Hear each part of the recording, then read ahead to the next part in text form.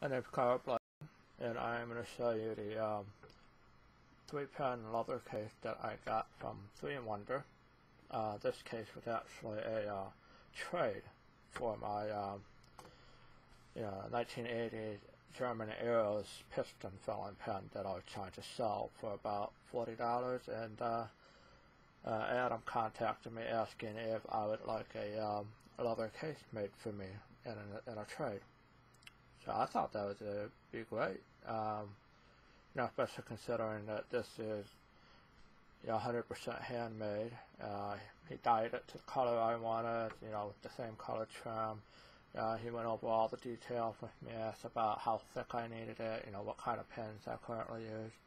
Apparently he has thinner pens than I normally use, especially considering that I have thicker pens like the Platinum Century 3776 and the Mana Verde Invencia Deluxe. But basically, he went over all the details with me. I got the case about 2, maybe 3 weeks ago. It's also about 6 in the morning right now, so memory not the greatest. As you can see, it's got a kind of a nice olive green or so. Let me see if I can focus on this a little better. There you go. It has a nice sort of olive green to it. He actually called this Kermit Hovensack green, which, if I am not mistaken, is Kermit's Balzac green. I take it he's not a fan of this color, but that's what he called it in his blog. I like it. It will get darker as the patina sets in. Excellent threading on it. Let me actually see if I can zoom in a little better. Oh, not zoom in, but focus.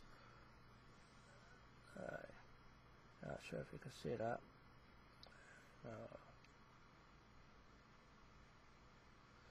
Yeah, it's got it on inside there too. All the way around the front.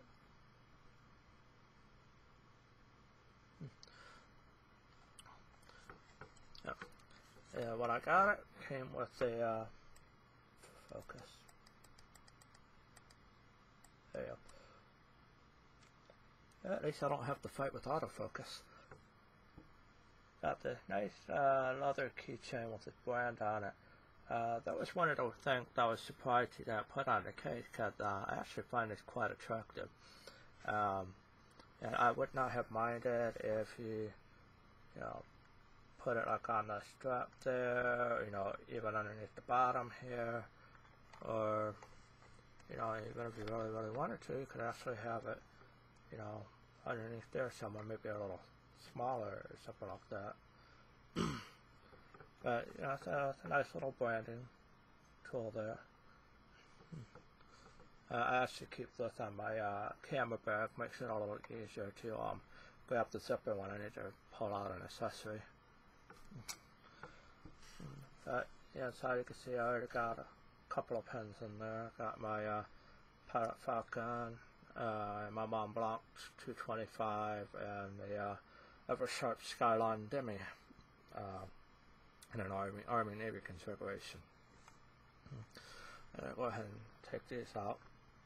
I was recording the video earlier, and I'll probably put my pens safely on the side here. Well, whatever you may consider safe around here. Because earlier I actually flipped the back of this, with the pens sitting right there, almost rolled right off the table. Probably noticed there's a Q-tip in there. If you have a thinner pen like the Mont Blanc that I have, you may find it rattles a little much, so I just put a little Q-tip in the back so it kind of cuts the rattle down quite a bit.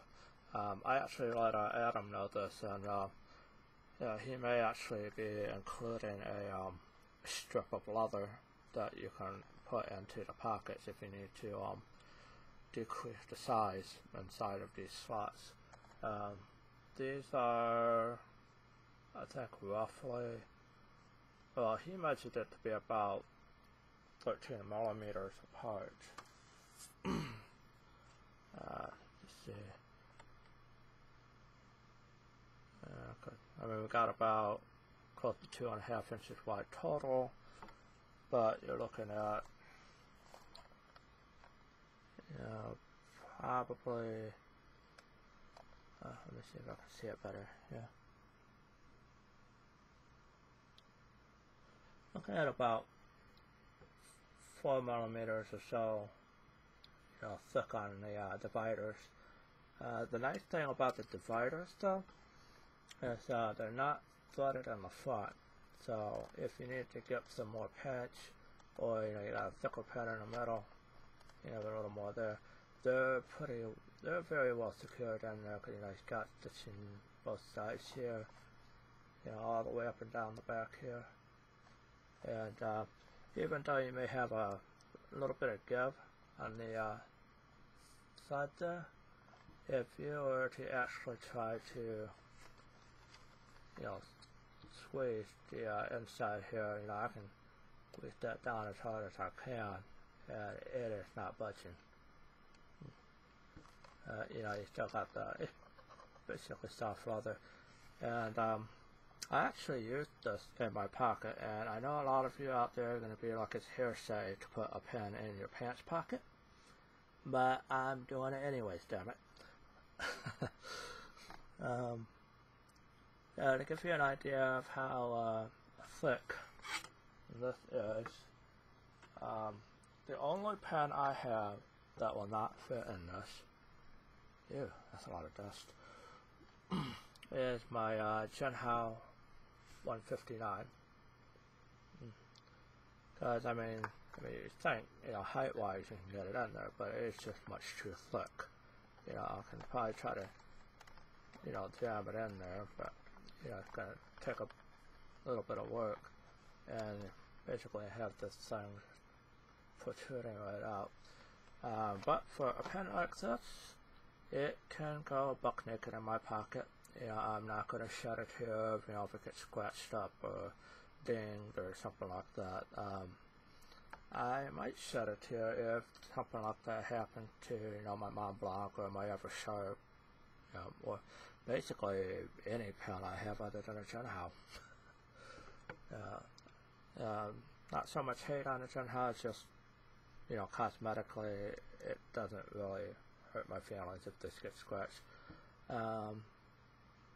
Funny thing though, I have yet to scratch this pen. I have had it for probably 6-7 months now, and there is not a single scratch on this thing. Yeah, that's not a scratch, just some dust. I actually have more expensive pens, like 10 times more expensive, that will be chipping or brassing. The Chinese are obviously doing something right if I haven't scratched this pen yet. But yeah. Anywho, this will go bare naked in my pocket. However, I do have some thicker pens. For example, my Faber-Castell Basic. Put this here, a little ad placement, stick that right there in the corner. My Faber-Castell Basic. Not so thick down here, it's going to be more in the cap here.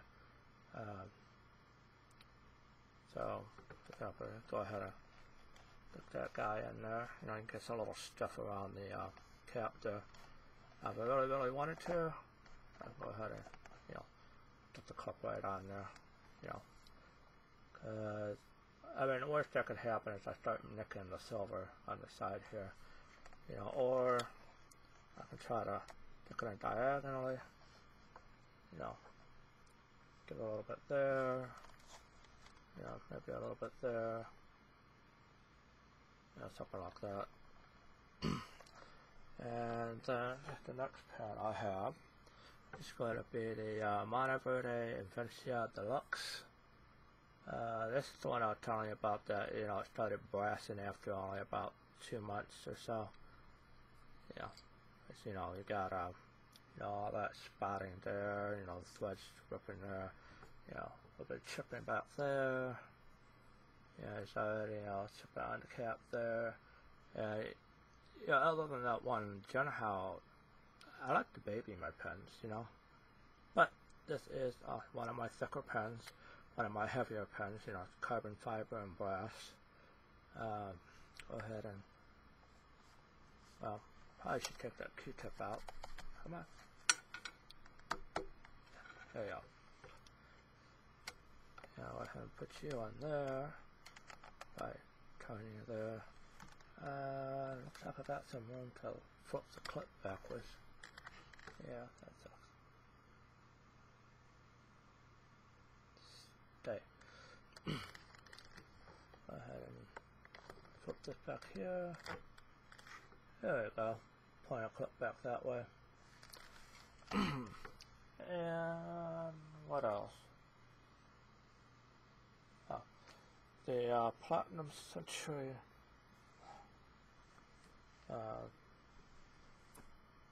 Platinum Century 3776.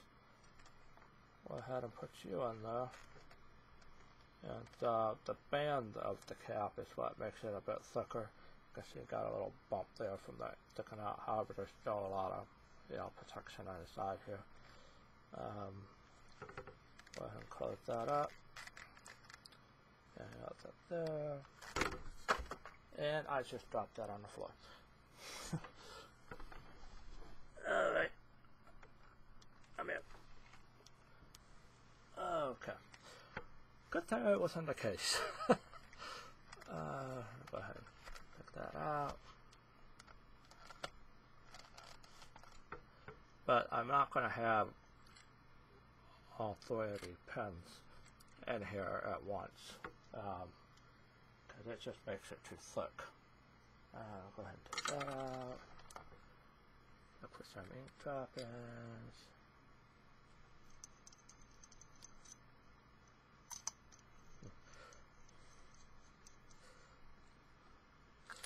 Now, I'm going to need a better shooting setup, otherwise I'm going to start dropping pens all over the place and giving you guys heart attacks.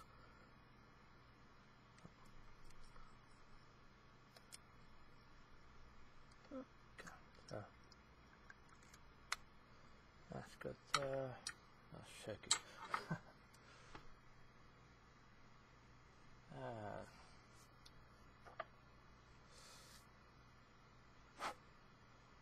Falcon.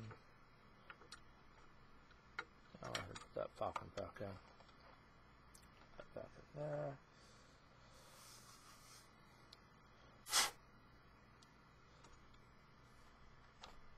Put you back in there.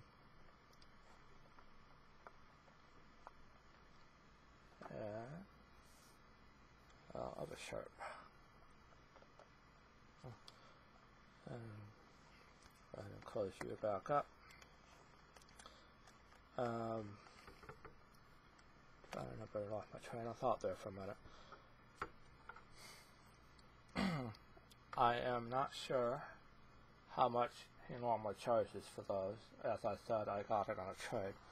But I would say, you know, something like this, 100% handmade, from Austria. You could say I got a fine leather pen crafted by a Austrian leather worker. Sounds a lot better than getting something crafted by Indian labor.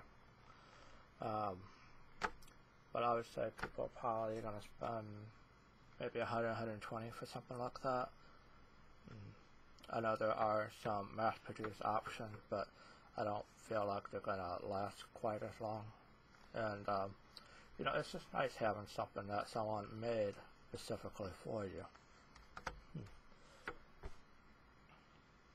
But I will post everything in the description. You know how to get a hold of him, as well as anything else I come up with. If you have any questions, you know, just shoot me a message or, you know, put it on a comment section. I actually recommend putting it in the comment section because I don't normally have leather goods, so someone else may actually be able to answer more technical questions.